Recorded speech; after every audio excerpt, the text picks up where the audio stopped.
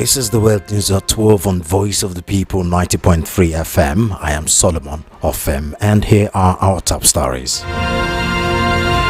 Boko Haram attacks and banditry have reduced in last 2 years, NSA Ribadu declares. North marginalized in budget allocation and infrastructure under Tinubu, Iowa, alleges. Tinubu has doggedly kept faith with North on campaign promises, according to Governor Sani.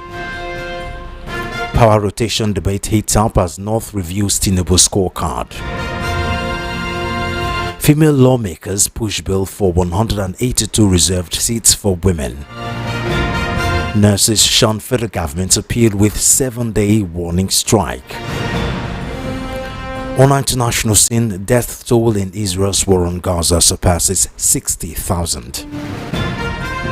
And in sports, Bayern Munich signed Liverpool winger Luis Diaz for £65.5 million. Those are our top stories. Details coming up in just a moment.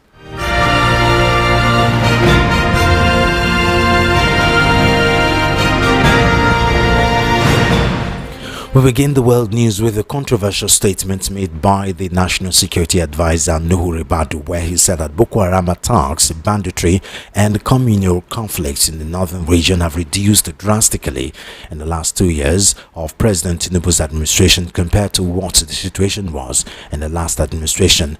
Giving an instance, the NSA said 1,192 people were killed and over 3,348 kidnapped in Kaduna State during the previous administration, while more than 5,000 were killed in Benue State within the same period. He made this name while addressing northern leaders at the ongoing 2-day interaction session, an interactive session organized by Sir Ahmadu Bello Memorial Foundation in Kaduna State. Ribadu said that the successes recorded in the fight against insecurity is as a result of President Tinubu's directive to security agencies on a unified security approach. He said that the various security operations across the northwest have led to the release of 11,259 hostages as at May 2025. He also disclosed that several bandit leaders and their gang members have been eliminated by security forces in Zamfara, Kaduna and Katsina State. The NSA commended Governor Sani of Kaduna State for initiating the non-kinetic approach in addressing insecurity in the southern Kaduna, Gwari and other troubled communities in the state. The Arewa Consultative Forum (ACF) has alleged that the northern region is being marginalized in federal budget allocations and infrastructure development under the administration of President Bola Tinubu. The chairman of the ACF Board of Trustees, Bashir Dalhatu, who claimed during a presentation at a 2-day interactive session on government-citizen engagement organized by the Sir Ahmadu Bello Memorial Foundation in Kaduna State, said that the North has been sidelined in key policy decisions and project implementation, despite the region's huge support for President Tinubu in the 2023 general elections. To underscore marginalization of northern Nigeria by the Tinubu administration, the ACF leader cited the federal budget figures where out of the 1.013 trillion naira allocated to road project in the 2025 budget, only 24 billion naira, less than 1%, was earmarked for road project in the northeast. He said in addition to its natural disadvantages, northern Nigeria also suffers from old age neglect by the federal government in relation to the development of transportation infrastructure in the country. Dalhatu said unlike the Lagos-Ibadan Expressway and the second Niger Bridge, not one single road of strategic importance to the north has been completed or even properly maintained in the last 20 years. Citing a press release from the Federal Ministry of Works in May 2025, the ACF leader criticized the regional breakdown of the budget allocations, which he noted was skewed against northern Nigeria.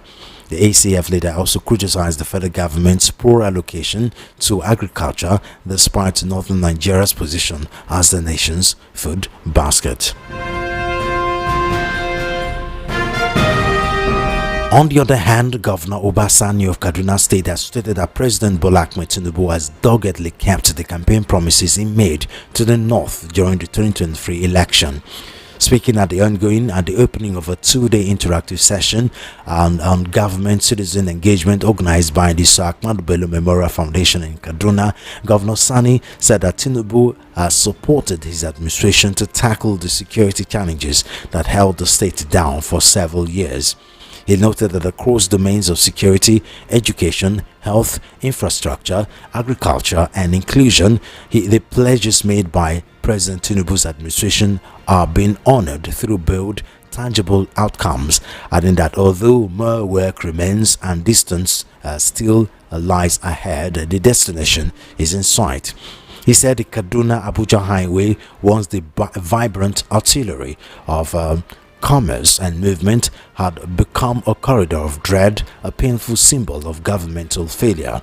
The Abuja-Kaduna train attack of 2022 remains seared into the collective consciousness as a grim testament to the depth of the security crisis. Entire communities were abandoned, market shattered, and Kaduna's very spirit trembled under the weight of fear. Governor Sani described the insecurity in the north as not only a failure of arms but one born of exclusion, educational deprivation, and policy neglect. According to him, the present administration was deeply committed to address the challenge facing the region. The long-simmering debate over Nigeria's power rotation arrangement flared up again on Tuesday as northern political leaders, technocrats, traditional rulers, and civil society actors converged in Kaduna to assess President Bola Tinubu's performance 2 years into his tenure. The high-powered meeting, convened by the Sir Ahmadu Bello Memorial Foundation and held at the historic Arewa House, brought together some of the most influential voices from across the 19 northern states and Federal Capital Territory. The two-day event, themed Assessing Electoral Promises, Fostering Government-Citizen Engagement for National Unity, underscored both the region's weight in national politics and the urgency of the questions being asked about Nigeria's future under Tinubu. Top dignitaries in attendance included the Secretary to the Government of the Federation, Senator George Akume, the National Security Advisor, Ribadu, the Chief of Defense Staff General Christopher Musa, and other service chiefs, all northerners appointed by Tinubu. Representing the president, Akume assured the gathering that Tinubu's renewed hope agenda was already delivering results. In what appeared to be a warning to northern politicians already preparing for 2027, Akume reminded the gathering that by the principle of rotation, the North's turn would not come until 2031.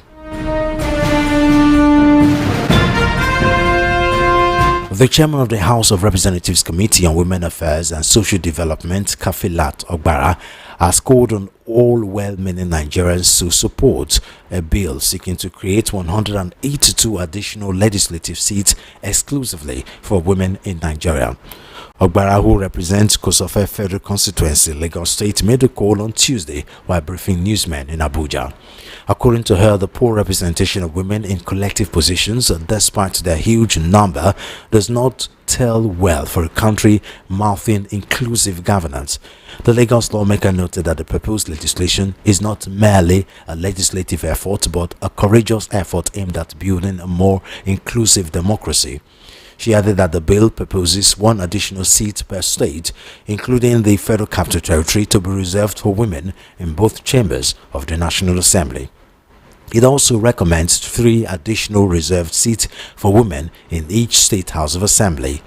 Also speaking, the lawmaker representing the Federal Capital Territory, Senator Ireti Kingigbe, echoed Ogbara's argument, noting that when women set their minds to a cause, results are always assured. The United Nations Development Programme Country Representative LC Atafwa commended the leadership of the 10th National Assembly for championing the bill. Nurses under the aegis of the National Association of Nigerian Nurses and Midwives, Federal Health Institutions Sector, NANNH, NNM FHI have commenced a 7-day warning strike today despite appeals from the federal government. The union said the action, which began at midnight, became necessary following the expiration of a 15-day ultimatum issued on 14 July 2025 demanding improved welfare, fair allowances and better working conditions for nurses across federal health institutions. National Chairman of NANNM FHI, Morakinyo Rilwan, on Tuesday stated that the federal government failed to engage meaningfully with the association during the window provided. The nurses' demands include the upward review of shift allowance, adjustment of uniform allowance, implementation of a separate salary structure for nurses, increased core duty allowances, mass employment of nurses, and the creation of a dedicated nursing department in the Federal Ministry of Health. Rilwan stressed that the decision to strike was not unilaterally taken by the union's leadership but driven by a groundswell of frustration among members over long-standing neglect. He also noted that the profession had endured poor conditions for decades. According to the union, the warning strike is scheduled to end on 5 August. However, should the government remain unresponsive, NANNM FHI said it would serve a fresh 21-day ultimatum in line with labor laws ahead of a possible indefinite strike.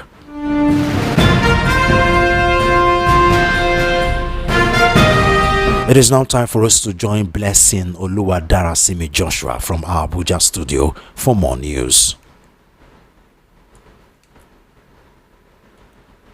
Good afternoon. Here are the major news in the nation's capital on Voice of the People 96.1 FM Abuja. I am Oluwadarasimi Joshua. The First Lady's Every Home Garden project is recording significant success in the Federal Capital Territory, FCT. The FCT's coordinator and mandate secretary of the Women Affairs Secretariat, Adebayo Benjamin Lani, stated this during the closeout ceremony of the 2024 cohort of the Renewed Hope Initiative, RHI, Every Home Garden competition in Abuja. She described the initiative championed by First Lady Oluremi Tinubu as a huge success that is positively transforming the lives of rural women across the territory. According to Benjamin Lani, the project implemented under the RHI Agricultural Support Program is promoting self-reliance, improving nutrition, and driving economic empowerment through backyard gardening. Launched in July 2023, the competition was designed to encourage women across Nigeria's 36 states and the FCT to embrace home gardening using both traditional and modern techniques. The Federal Capital Territory Police Command has arrested 66 suspects during coordinated raids on criminal hideouts across Abuja. The intelligence-led operation was carried out late Monday night in several areas including Lugbe, Karu, Kurudu, Maitama, Duse Alaji, Gwagwa, Dawaki, Nyanya, and Lokogoma. Security sources say the operation targeted uncompleted buildings and known black spots often linked to drug use and petty crimes. All 66 suspects are currently in custody and undergoing screening at their respective divisional police headquarters. The police command says those found guilty will be charged to court, while others cleared after profiling will be released. The FCT police reiterated its commitment to sustaining aggressive operations to rid the territory of criminal elements and ensure the safety of residents. The Federal Capital Territory Administration, FCTA, has vowed to sanction defaulting health maintenance organizations, HMOs, under the FCT Health Insurance Scheme, FHIS, over delays in remitting payment to healthcare providers. The warning was issued in a statement on Tuesday by the Senior Special Assistant to the FCT Minister on Public Communications and Media, Lere Olayinka. He explained that the FHIS is a social health insurance program designed to provide financial protection and equitable access to quality, affordable healthcare for FCT residents. While enrollment is free for FCTA and area council staff, as well as vulnerable groups including pregnant women, other residents are required to pay an annual fee of 22,500 naira. According to the statement, FCT Minister Nyesom Wike recently approved 4 billion naira for the payment of outstanding capitation and service fees covering 2022 and 2024. However, the administration noted continued complaints from healthcare providers over non-remittance by some HMOs who blame missing banks' details and excuse the FCTA says it is unacceptable. The FCT Christian Pilgrims Welfare Board has commenced the screening of 2,500 prospective pilgrims for the 2025 pilgrimage to Israel and Jordan. Director of the board, Gloria Dandam, disclosed this on Tuesday during the exercise at the board secretariat in Abuja. She said the screening, which is being conducted in collaboration with the Nigerian Christian Pilgrims Commission, NCPC, is to prepare the intending pilgrims for the journey scheduled between August and September 2025. According to Dandam, the process is crucial for determining the eligibility of applicants. She noted that payments for the pilgrimage will only be accepted from those who successfully complete all stages of the screening in line with existing regulations. The director also ensured that the pre-visit to Israel confirmed the safety and security of areas to be visited by Nigerian pilgrims and officials, adding that only sites with safe zone will be included in the itinerary. Popular Nigerian singer Two-Face Idibia has officially tied the knot with his new lover, Natasha Osawaru, in a private ceremony held in Abuja. The event, attended by close family members, has gone viral on social media with a trendy video showing the couple posing behind their traditional wedding cake. Report says Two-Face got engaged to Natasha, a serving lawmaker in Edo State, in February 2025, just days after announcing his separation from his wife, Annie Macaulay Idibia. And that ends the news around Abuja. Join us for national news at 12 p.m. For coverage of your live events and brand news mentions on our news bulletin, do call 0808-3128-618. Over to Lagos. And that was Blessing Oluwadarasimi Joshua reporting from the studios in the nation's capital, Abuja. You're currently listening to the World News at 12 right here on Voice of the People 90.3 FM. We'll now go straight to our analysis segment where I have a Kingsley Chime, a legal practitioner and a current affairs analyst, joining us today. Hello, good afternoon. Thank you for joining us, Barrister Chime. Good afternoon, Mr. Solomon, and thank you very much for having me. Okay, let's go straight to the first topic for today, where the National Security Advisor made a high-popping statement yesterday when they said Boko Haram attack, banditry, communal conflict in the northern region has reduced drastically in the last 2 years of President Tinubu's administration. What do you think of that statement? Well, I think with greatest respect, that statement is laughable in the face of current realities in Nigeria and particularly in the north. So one would not know how the National Security Advisor arrived at that report. What are the metrics that was used in assessing the security situation in the north? And more importantly, is the National Security Advisor comparing the insecurity situation during the Buhari administration with the current administration in arriving at the drastic measures that the insecurity has reduced. That is tantamount to issue of devil and deep blue sea. You cannot compare failure with a failure. So you cannot use a Buhari regime, to assess the insecurity and how that has reduced under the current regime. So if, like I asked, what are the metrics that the NSA used in assessing this situation? If you look at mass atrocities that have been recorded, since 2023, when Bola Tinubu, assumed leadership position, we are not just looking at insecurity based on attacks on Boko Haram. Before 2015, the insecurity in the north, we are limited to northeast and some part of northwest. It also there were majorly communal crises and clashes here and there. Yes. Yes, I was coming to that. So it extended to other parts like Southeast under Tinubu. So the North Central, which hitherto used to be, relatively peaceful, has begun to record monumental attacks. We have incidents in Kebbi State. We have incidents in Kwara State. So the security incidents from mortality rates arising from this incident. In Borno State, we have reports where soldiers and policemen were losing their lives. The worst part is that the government itself appears to be lacking in empathy. We are alive in this country a few weeks ago when soldiers were, killed in security posts in Borno, and the president jetted to St. Lucia. So that also, shows the level of empathy the government has on these innocents to be massacred on daily basis.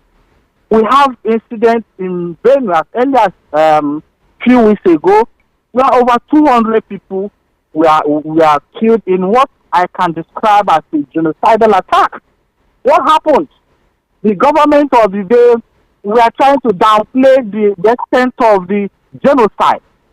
It took the intervention of the Roman Catholic Pope, to send a condolence message before Nigerians woke up, before the government of the day woke up and began to organize what turned out to become a political rally instead of being a visit to commiserate with these communities. So there are reports that bodies were recovered after some raids and bandits continue to kill innocent citizens in communities in Benue State like Ukum and Logo rural communities, where it was reported about 69 bodies were recovered by the government of that state. We have also incidents in communities like Emichi, Ododaje, Opamaju communities, and a whole lot of others who have been displaced in their communities. What about Plateau State? About 90 people were reported killed in ZK and Boko's communities, and several others displaced. What about Niger State? There are reports that curfew was imposed sometime last year in Mina due to violent attacks. I remember. What about Ondo State? Farmers were being killed by herders. There is report of new terror groups emerging in that part of the country. They call them Mahmuda. Borno State, of course I mentioned Borno State, where military posts were overrun by Boko Haram bandits. What about Sokoto State, where incidents of also a new terror called La Kurawa, is emerging. So these are incidents of we get different nomenclature of these terror organizations springing up here and there. Exactly, and a whole lot of other crimes and criminality that happens on daily basis that is not reported or underreported. So one would ask, how did the NSA arrive at this figure? So I would think that it is a political rhetoric.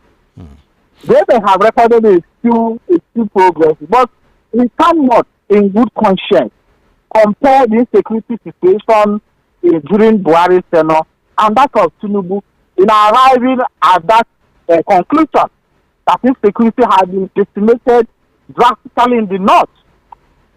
So it's unfortunate. It's really unfortunate. It is unfortunate. So all parts of Nigeria. Sorry, I lost that. Go on. I was just reiterating what you're saying. Go on.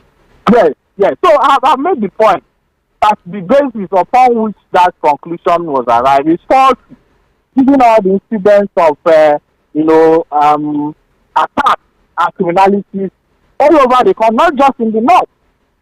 So the NSA cannot say that the Boko Haram, it cannot single out Boko Haram alone. Probably there hasn't been much of attacks in public places in the last 2 years. But other insecurities are emerging, and other killings are emerging. One death is too many. So we must rise up to the occasion We must tell ourselves the truth, and those in government should not distort facts. Facts are sacred. One may be. So I do not believe in that position. One may be tempted to say, I mean, this is why they are not doing much about it, because in their own reality, the insecurity has dropped drastically. So when insecurity have dropped drastically, why should you do even more to stop it? I don't know. Sometime last year, the chief of army staff was ordered to go and resume somewhere in Sokoto, given the incident at the time. Did he go there? No. The other day, when the incident happened in Benue State, the president came there. I was asking the IG of police how many persons, so nobody had been arrested, and everybody was looking at each other and one another. And after about a few days, we had report that some persons were arrested. As we speak, none of those people have been charged to court. We are not aware of any, but they've been charged to court in connection with that incident. No trial has commenced, no conviction, no sentencing. So are they not saying that they will just, what happens in this country is that we take a lot of things for granted. If you have arrested people in connection with such a genocidal attack, isn't it proper that you charge them to court? So that we can even hear what motivated them, who are their sponsors. But all of these were buried, and nobody, they only told us that they arrested. Did they kill them extrajudicially or what? So I've always maintained that insecurity, people are fueling insecurity in Nigeria. So until those people are asked to account for it, it will continue to fester. So if you have not arrested or charged anybody or convicted anybody, on what rational basis is NSA telling us that they have decimated Boko Haram and insecurity in the north, or that it has reduced drastically? The objective is unfortunately that reduced drastically in the face of current reality. My brother. And then this further fuel allegation that the APC government is known for propaganda. This is a typical example of that. And when you also, I was listening to an interview which we reported 2 days ago, where a senior advocate of Nigeria said that one of the major reasons why insecurity still persists in Nigeria is because there are certain persons that are, how do they put it, that are benefiting from the chaos that insecurity causes. When you see this kind of reports and this kind of propaganda going on, one can't help but believe, insinuations like that there are people that are benefiting from the chaos. Of course.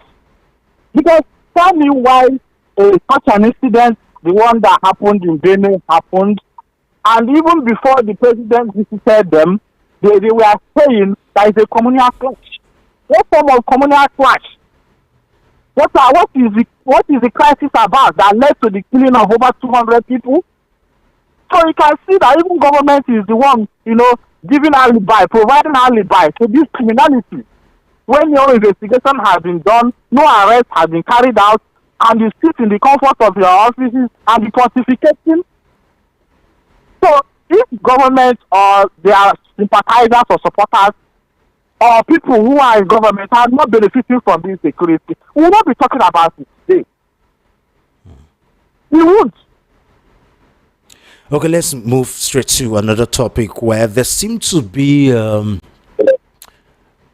two sides of a particular topic, that the North has been marginalized in terms of budget, in terms of infrastructure by the Tinubu administration. It started a few days ago, and then I think it has spiraled into a regional discourse where we have lots of town hall going on in the North, where we have two different sides of the divide.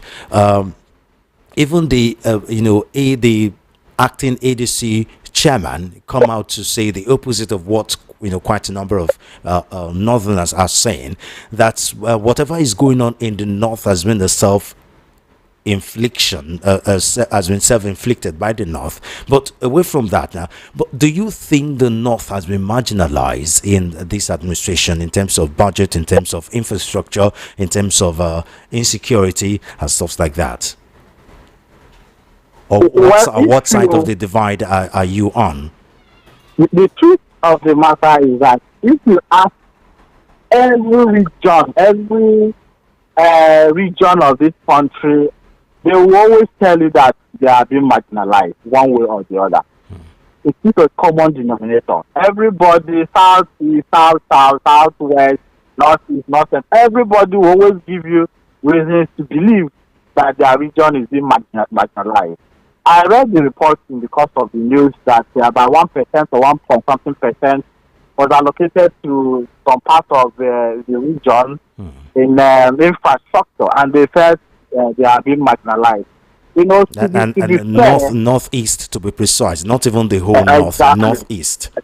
Exactly. You know, it's unfair for the North to begin to talk about marginalization, knowing fully well that the Buhari-led federal government was in power for just 8 years, for past 8 years. And we all saw how Buhari almost divided this country, you know, over tribal and religious divide. So within 2 years of a Southerner becoming the president, and the North are coming to say that they are being marginalized on infrastructure. Now, let us even talk about this infrastructure that the North are saying. Because on paper, they have said that what was allocated to them is what they call marginalization based on what was allocated to other regions with respect to infrastructural development roads. If you go to all the roads in Nigeria, the northern part of this country has one of the best road networks in the whole of Nigeria. So it's unagreeable. Yeah, it's unagreeable. Travel from here to Sokoto or from Zamfara, you understand what is happening. So if they are now singling out one infrastructure development based on the budget estimate, and they are now saying they are being marginalized, what about other areas? What about security? What about health? What about other areas that they may have gotten a bigger allocation? Or is it just all about when it doesn't favor you, you know, it's like table manners. You come and start, talking rubbish. With greatest respect, I do not think the North has the moral standing to begin to talk about marginalization in this country. Go to Southeast, you weep. Go to Southeast, you weep. Infrastructure, every aspect is underdeveloped. North has been in power for the past 8 years. Buhari had all the services from the North, all the prominent positions from the North. So what are they talking about? And of course, the Arewa Consultative Forum, the Board of Trustee Bashir Dalhatu cited a very weird example where he called the Lagos-Ibadan Expressway and the Second Niger Bridge, as a typical example of maintenance. And for those of us that apply the Lagos-Ibadan Expressway, we know how the number of road accidents. The number of accidents that road, Lagos-Ibadan Expressway has been, a death trap for years. And when you also consider that year in, year out, we have millions and billions of naira allocated for the maintenance of that road, and yet nothing is done, which the example is, it's quite weird to cite. Exactly. So we should stop all this tribal and regional sentiment. We should do away with it. We should talk about holistic development in Nigeria. All these particular region or tribe coming up to tune marginalization as every slightest opportunity must stop. It must stop. So if some part of the North, was given about 1.something billion in road projects, maybe based on assessment, there are little road projects to be constructed. we have a whole lot of things to be. Like, yes, you mentioned Lagos, Ibadan Expressway that have been there for donkey's years. You know, so I do not want to be involved in all this controversy whether or not is being marginalized under the current budget or not. That is a non-issue. We have a whole lot of things to deal with, and this type of conversation is what is fueling insecurity, what is fueling, bad blood, what is fueling division. And most times these things are done just to whip up sentiment, especially as the electioneering period, is coming close. Everybody will be saying things just to garner support, or sympathy, or for some politicians to begin to pay attention to some of those shenanigans. So I think it's a non-issue. We should not dwell on this type of conversation as a civilized people. And of course, that conversation has raised, Hydra heads, and one of them is, of course, the debate over Nigeria's poor rotation arrangement as it flared up again as a northern political leaders, technocrats, and traditional rulers and civil society actors converged in Kaduna to access, President Tinubu's performance. Of course, 2 years ago, it has fueled power rotation, and we all know that constitutionally there is no power rotation. What we have seems to be a gentleman agreement that started from the PDP and every other political party trying to rotate or not rotate, around it. Do you see this as becoming an issue sooner or later, unless it's get into the constitution where political parties are now mandated to follow a particular rotation where every region of the country will not feel marginalized? Well, legally speaking, there is no restriction on any region of this country to vie and contest for president or any position they which is what I just said. I just said, until it is being until thank God for the constitutional review that's going on here, that if the National Assembly is taking it seriously, that is, until it is put in the constitution, this gentleman agreement looks like it may crumble any moment from now. With No. Beyond notwithstanding that there is no legal impediment, in any part of the region or country contesting for the presidency. Like you mentioned, is an unspoken understanding to foster peace, to foster progress, to foster development, and for the interest of national security. That has been passed down over the years. And honestly speaking, it is the height of hypocrisy for the North, with greatest respect, to feel that they can also field candidates, to contest in 2027 elections. This is one of the problems Atiku Abubakar has continued to face. When Buhari finished his 8-year term, Atiku Abubakar insisted that he was going to run against the rotational president's arrangement. We have to emphasize it's an arrangement, not a law, so to speak. But that arrangement has been, applied for some years now. And that has also brought some stability in the politics of Nigeria. So you cannot watch that away and begin to talk about not fielding candidates and all of that. So the North, as far as I'm concerned, should wait for 2031. Now, but the point there are good people everywhere. Sorry, Mr. Solomon. There are good people everywhere. All this idea that you have competent people from one region, it's a mirage. We have good people everywhere. And the truth of the matter is that these are political reasons. These are political arrangements. Because these politicians throw up this type of thing in the public conversation just to curry one favor or the other.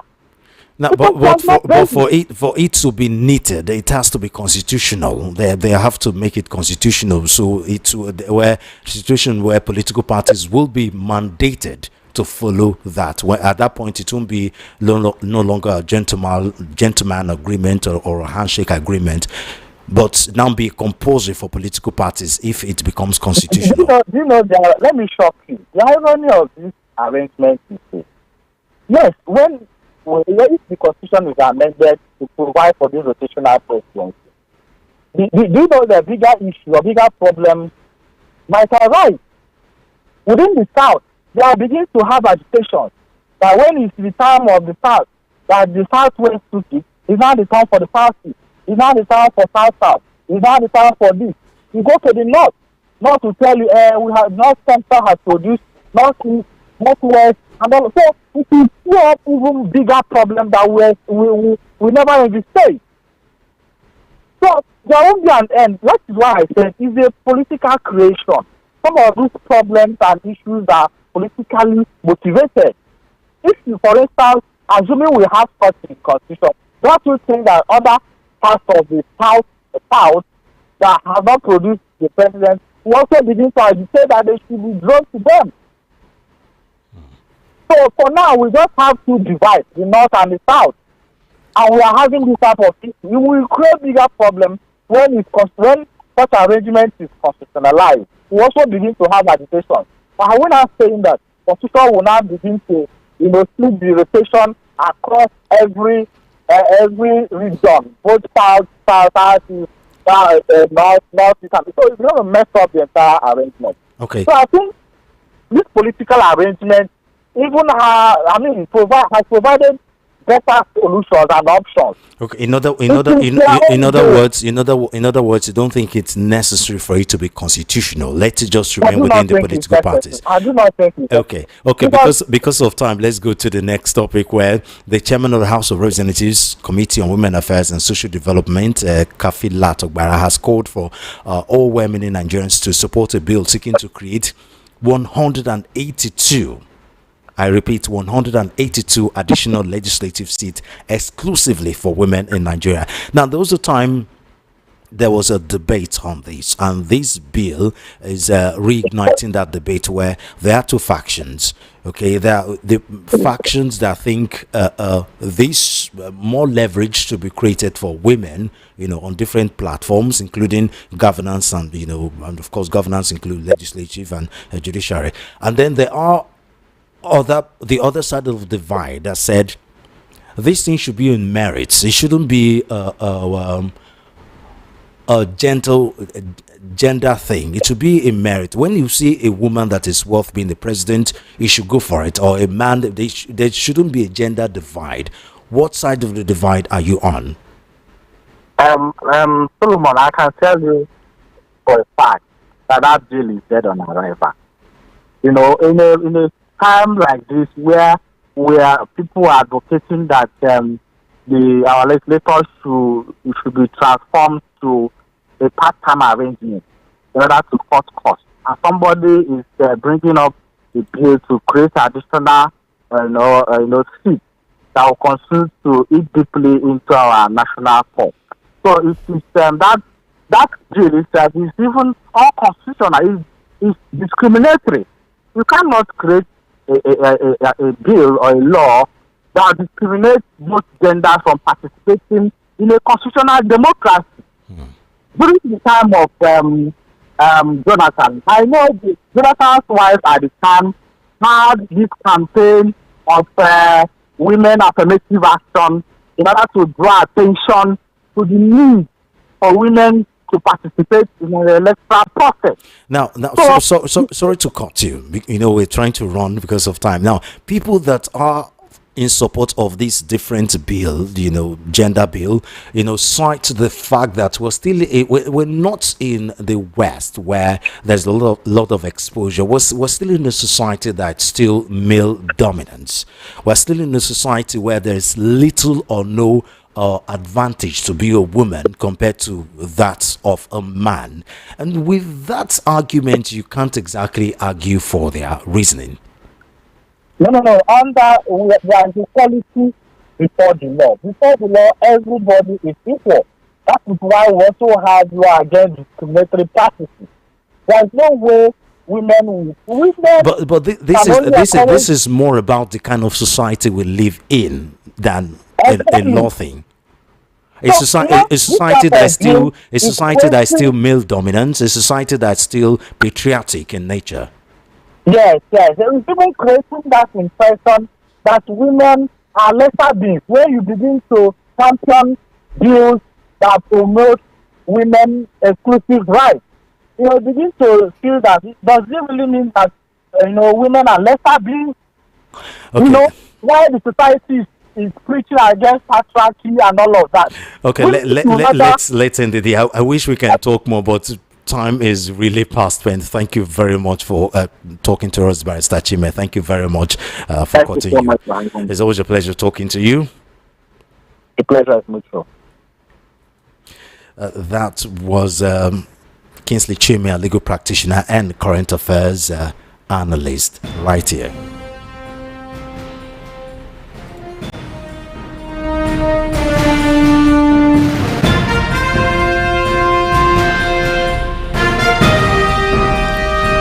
And for a quick look at stories outside Nigeria, at least 60,034 Palestinians have been killed by Israeli forces since the war on Gaza erupted in October 2023, according to the Enclave's Ministry of Health. The grim reality and the grim milestone was reached on Tuesday, with medical sources saying that at least 83 Palestinians, including 33 aid seekers, have been killed since dawn, despite pauses in fighting to deliver essential humanitarian aid. The latest attack comes as the worst-case scenario of famine is unfolding in Gaza, according to a new report by the Integrated Food Security Phase Classification (IPC), a global hunger monitoring system. Latest data indicates that famine thresholds have been reached for food consumption in most of the Gaza Strip and for acute malnutrition in Gaza City, it said in the report. Amid relentless conflict, mass displacement, severe restricted humanitarian access, and the collapse of essential services including healthcare, the crisis has reached an alarming and deadly turning point, the IPC document added. Food consumption has sharply deteriorated, with 1 in 3 individuals going without food for days at a time, it said. Still on stories outside Nigeria, veteran Cote d'Ivoire President Alassane Ouattara has declared he will seek a 4th term in the West African country as tensions rise over the exclusion of many opposition candidates. The 83-year-old, who has led Cote d'Ivoire since 2011, will be overwhelming favorite to win the October 25 vote. Ouattara had already been nominated by his ruling rally of Authorities for Democracy and Peace (RHDP) party, but he awaited until now to confirm he would run. The opposition has argued a 4th Ouattara term will be unconstitutional. For the past decade, Ouattara has stirred Ivory Coast to relative stability in a turbulent region which has seen a rash of military coups, yet critics accuse him of tightening his grip on power. The opposition has also accused the authorities of using courts to exclude opponents. The government insists the judiciary acts independently. The two main opposition parties have launched a joint campaign to demand the reinstatement of their barred leaders ahead of the election. And finally, on sports, Luis Diaz says he fulfilled his duty at Liverpool after completing a £65.5 million move to Bundesliga champions Bayern Munich. The Colombian international has signed a 4-year deal with the German club to bring his 3.5-year stay at Anfield to an end. The 28-year-old was left out of Liverpool's pre-season match against AC Milan on Saturday because of speculation over his future. Having rejected Bayern's opening offer of £58.6 million earlier this month, Liverpool accepted a follow-up bid of £65.5 million over the weekend and gave Diaz permission to have a medical with the club. The winger leaves the Reds as a Premier League champion, having won 4 pieces of major silverware during this time at the club, and says his exit will have been been the perfect goodbye if not for the death of teammate Diogo Jota earlier this month.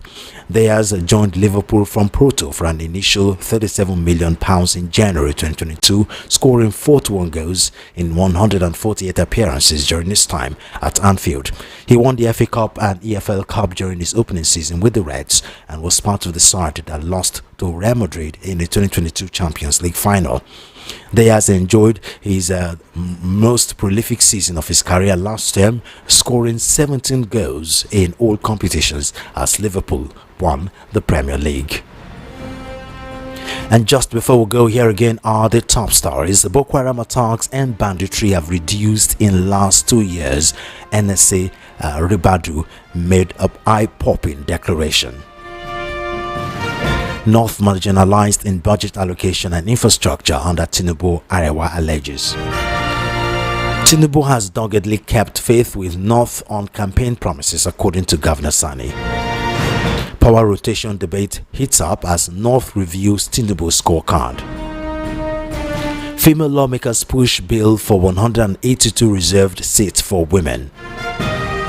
Nurses shun federal government appeals with 7-day warning strike. Outside Nigeria, death toll in Israel's war on Gaza surpasses 60,000. And the sports, Bayern Munich signed Liverpool winger Luis Diaz for £65.5 million. And that's the world news at 12. I am Solomon of Do follow our social media handles at VOP903FM. Subscribe to our YouTube channel at VOP903FM. Good afternoon and thank you for listening.